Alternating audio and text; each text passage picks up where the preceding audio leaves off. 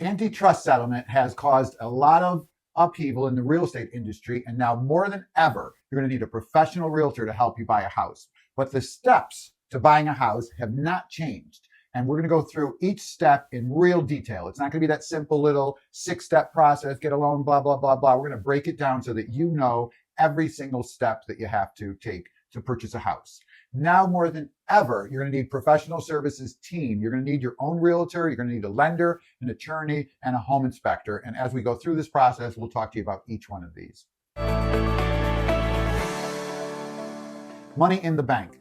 It's true, you can get a house with no money down, zero money down. There are loans out there. We'll do videos in the future, FHA, HUD loans, different type of programs, first-time buyer programs. But in this real estate market, when there are low inventory and high demand, even with interest rates as they are today, and we're again, end of 24, going into 25, interest rates are starting to come down. So the housing market may even get tougher.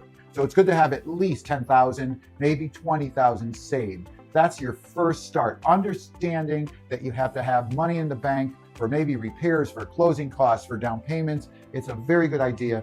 If you can't save money each week, put a few bucks away until you have 10 to 20,000 saved, then it might not be the best time for you to buy a house. All right, listen, we know these videos stink because we're brand new at it. We don't have any subscribers and we have these videos and we want to know how you found the video. And if you subscribe, we'll be able to make better videos. We know the information is going to be good, but help us out and you know what to do. Thanks.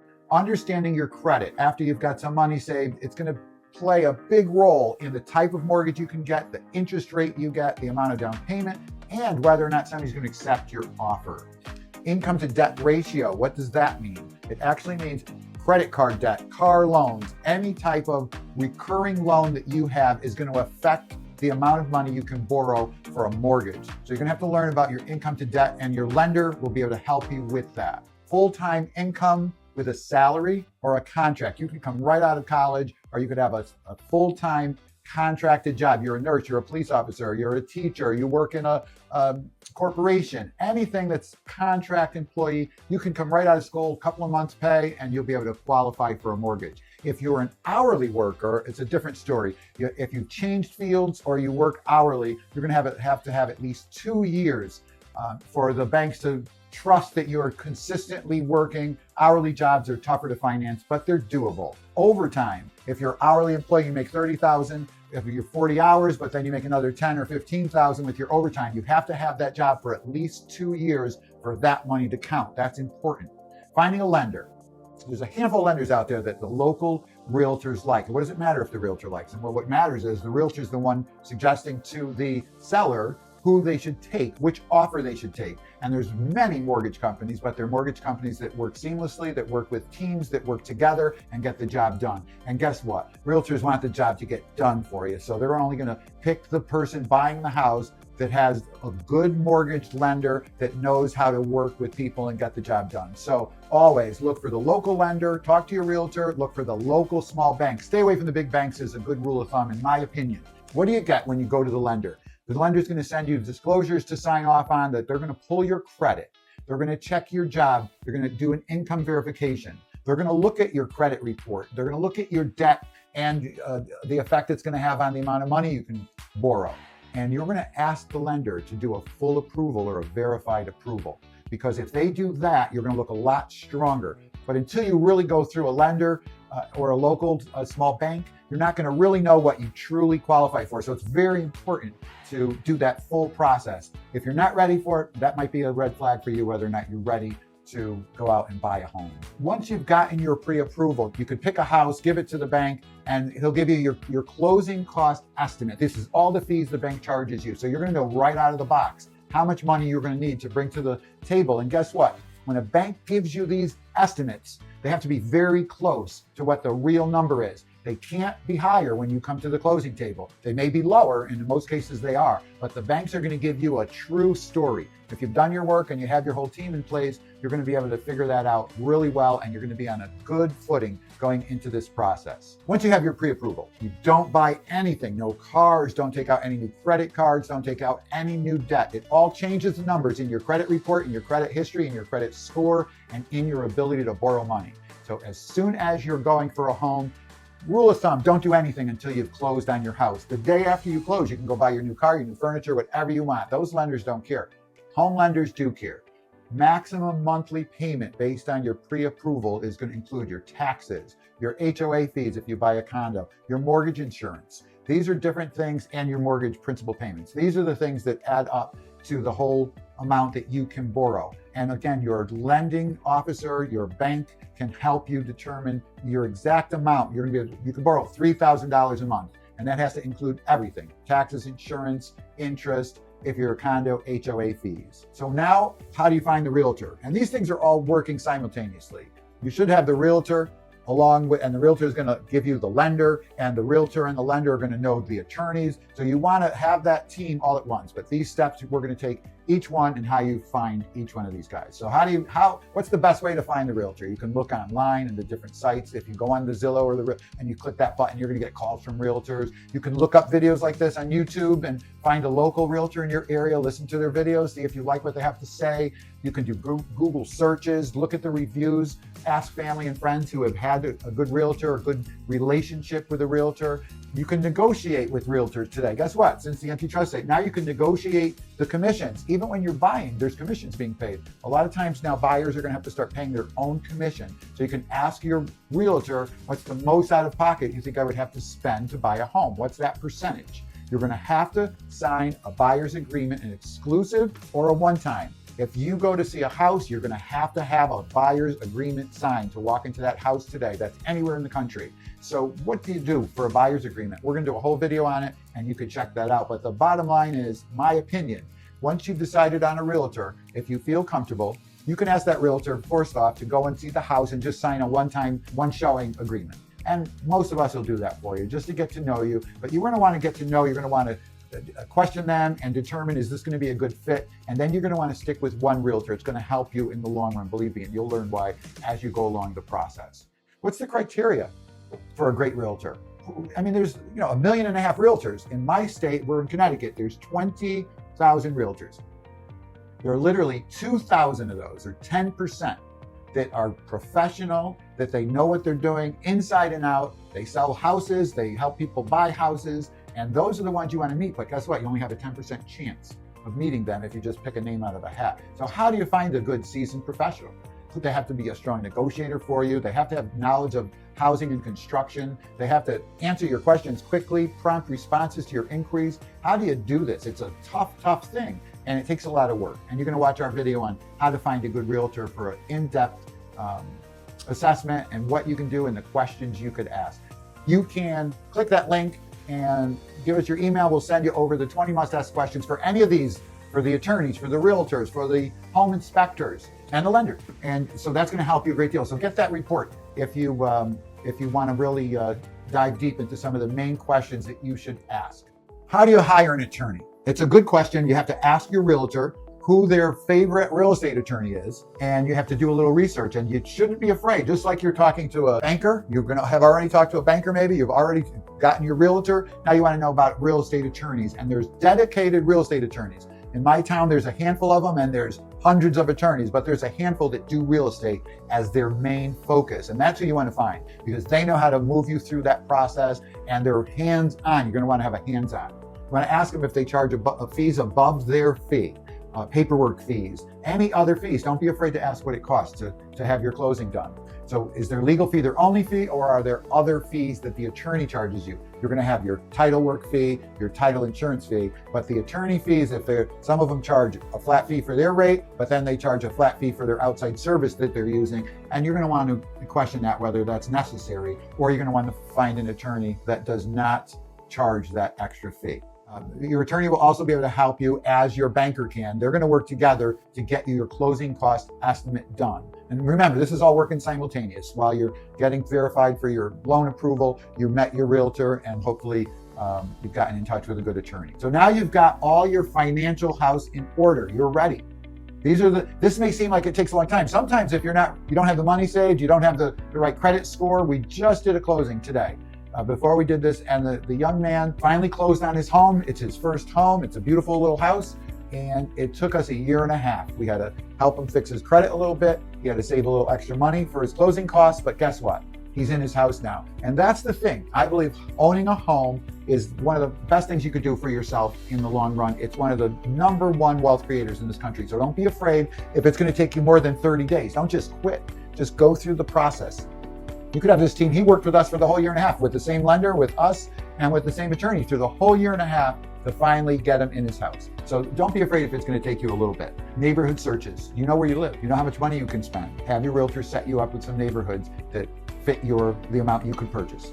So now you do a neighborhood search and you start driving to those neighborhoods. Maybe you start going to some open houses. Your realtor will take you to the houses that aren't open houses. So don't be afraid. Ask your realtor. When you're hiring a realtor, do you have your own website that I could use? Because when you use a private website from your realtor, you're not going to get inundated with phone calls from other realtors, from other people trying to sell you things. People that use private sites don't sell your information. So price each neighborhood. Look at the neighborhoods. Ask your realtor for what's called an RPR report. It's the Realtor's Property Resource Reports. They can tell you everything about a given area, city, or neighborhood.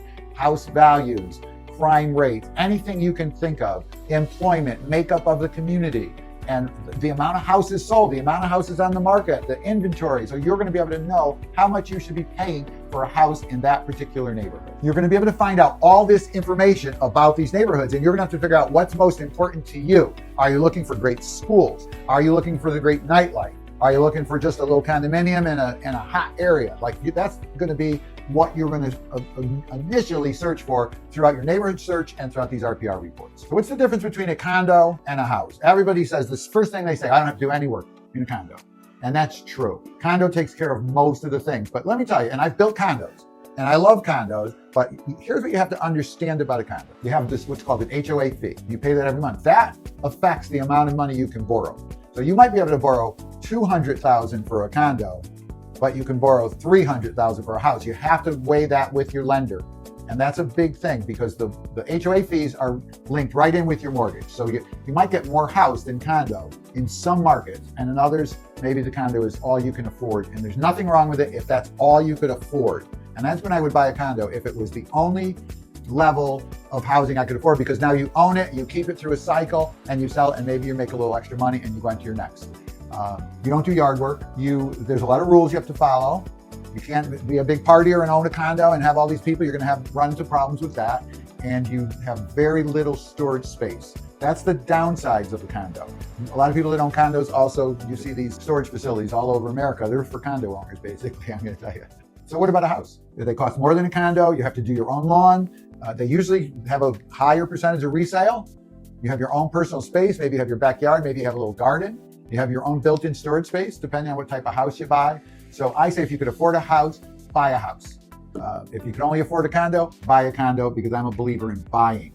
Now, you may ask the question about buying, well, what about this market right now? Everything's very expensive. People buy when there's a change in your life. You got a new job, you had a move to a new area, you got married, you're downsizing, whatever it is, even with interest rates high, inventory low, a tough market, housing prices up, there's still 4 or 5 million housing transactions a year, no matter what, because life changes cause people to buy or sell their homes, and that's the housing market. So when you're ready to buy a home, don't be afraid to buy a home, because it's going to be a cycle anyway.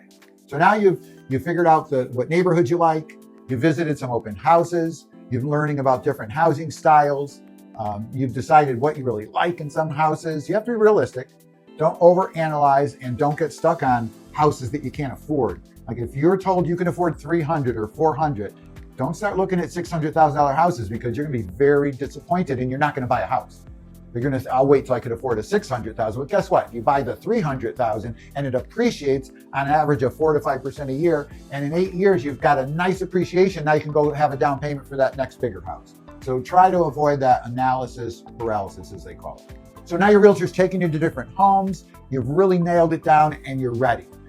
What are you looking for when you're really, now you've got it, you're gonna put in an offer on a house. You want to find a house to put an offer in. And what's the best things to look for? Mechanicals, believe it or not, when you walk in, oh, this is beautiful. The street's beautiful, the house looks beautiful. You walk down into the basement of the house and the furnace is just about running on one. It's dirty, it's all rusted out, it's broken down. That's gonna tell you something about the house and about whether or not you're gonna run into problems with this house. You're gonna be able to tell after going to a few houses. I always tell people, go down and look at the mechanicals furnace right away. Look at the furnace. Don't be afraid. Look for an oil tank. Look for the water heater. If you see that it's maintained, if it's clean and orderly, you're going to know these people took care of their house. So don't be afraid to look at that stuff before you fall in love. You have to look at the overall condition. You're going to think about location of each house. Is it close to your job? Is it close to the shopping? Is it close to the things that matter to you? So that's going to be very important. But make sure and ask your realtor the questions. How does this house look? How do these mechanicals look? Your realtor should have some knowledge of that if you've picked a good realtor.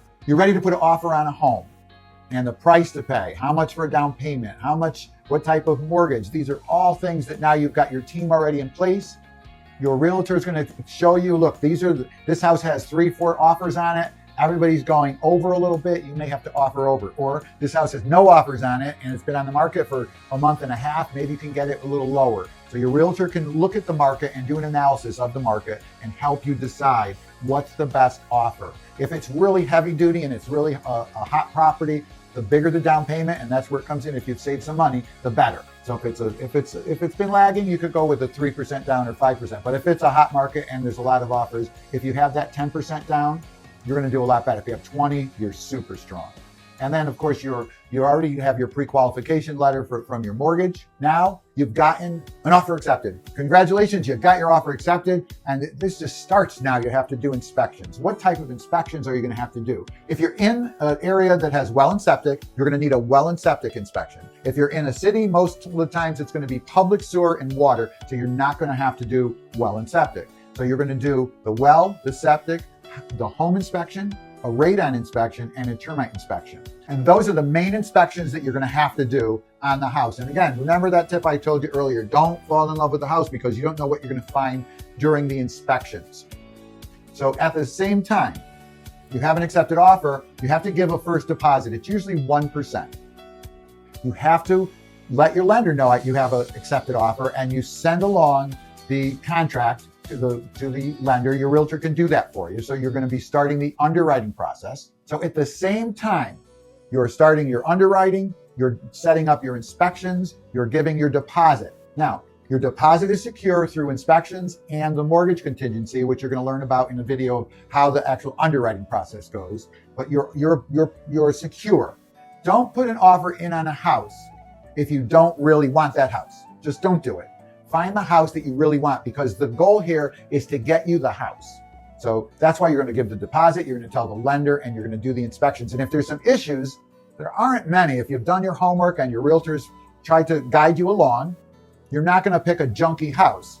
You may think you want a fixer-upper, and if there's a fixer-upper, you're going to already be aware of the issues with the house, and you're going to still have those inspections done.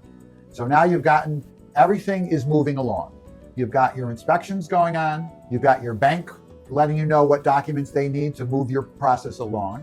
Because you only have like 30 to 45 days to get this job done now once an inspection is. And now let's say that the inspection turns up a bad roof. You got a leaky roof. You have a bad well. You have a bad septic. These are major problems. Don't be afraid.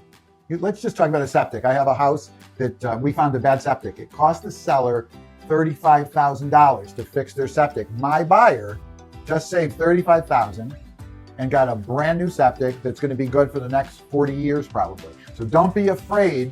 If any of these things happen during your inspections, guess what? The seller can't sell the house to anybody else until they're fixed. So you might as well take advantage of a new roof or a new septic or well work being done, whatever it is.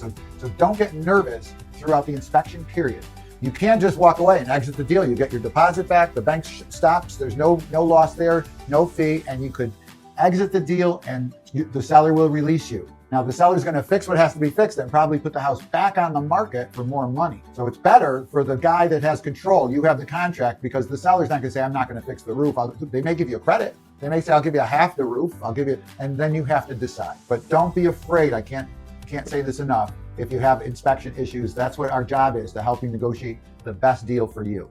So let's just say, all right, we had our inspections done. We were happy with them. We've got to deal with the seller to fix the roof, or there's no problems with the house. You ratify the contract. We fix the addendums if there's work to be done, and your attorney's going to review it for you and make sure you have a solid contract so you can move forward now. And this usually takes about a week, 10 days. And by that point, if there's a second deposit needed, you're going to go to the bank, get a bank check, and give the your realtor the second deposit, they'll turn it over to the seller's attorney. You're going to continue the underwriting process with your bank or your lender, and they're going to tell you what you need to move forward. Now we're close, you're halfway there.